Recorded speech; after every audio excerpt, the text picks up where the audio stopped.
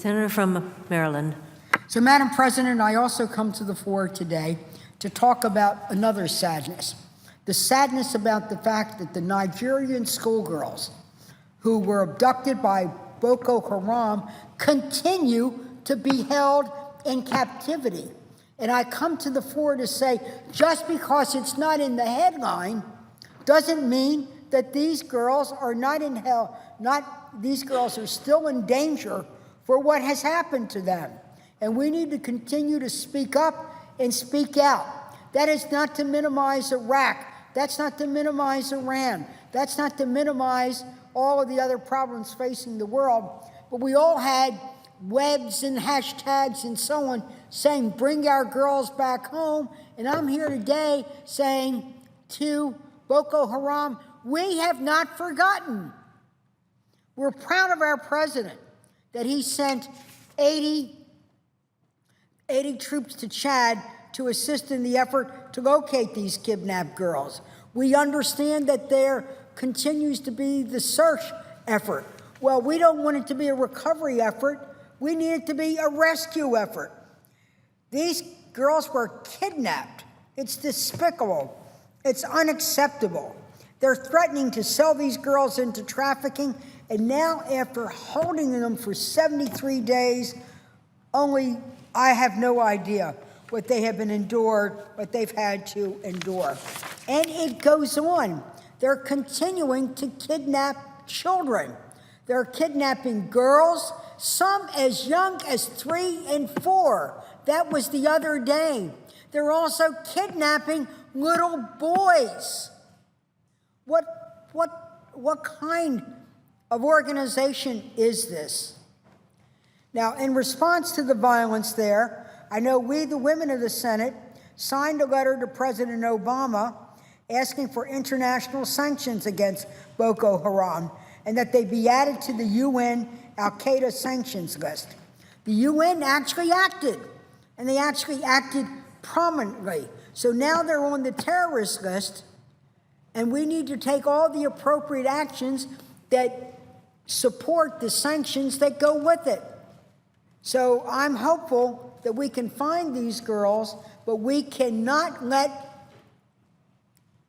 our advocacy for them, for these close to 100 girls, and now the new children that have been kidnapped, boys as well as girls, to do that.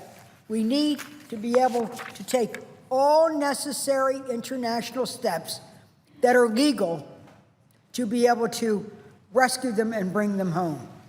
Now, this terrible, terrible situation has also generated the conversation about the education of children around the world, particularly girls. For some reason, there are those around the world who do not want to see girls get a basic education. Mala, who wrote her book about it, took a bullet wound in her brain because she wanted to go to school, because she wanted to learn to read. And as she said, one child, one book at a time, we can change the world. We have put money in the federal checkbook and foreign ops to really help with the education of the children around the world. Right now, there are 62 million girls, 62 million girls throughout the world who are not in school. And they're not in school for 2 reasons. They're not in school because of the lack of capacity, like books and teachers, and they're not in school because of the bigotry against them. We need to do something. So, Madam President, I know that we're moving towards a vote. I say to Boko Haram, let these girls go. Let's bring them back home. I say for those who are searching for them, don't lose heart. We've got to deal with that. But we also have to come to grips with the fact that we cannot let millions of girls around the world not have access to education. Education is as important as water. You need water to live, and you need education to make a life for yourself. So we look forward to working with our colleagues across the aisle. We hope to move the Foreign Ops bill that has money in the federal checkbook to do this. I know that we're moving to a vote, and Madam President, I ask unanimous consent that my full statement be in the record, and when we return from the break, I will have more to say, and I hope it will be, thank God we found them and we brought them back to their mothers and fathers. Without Madam President, I objection. yield the floor.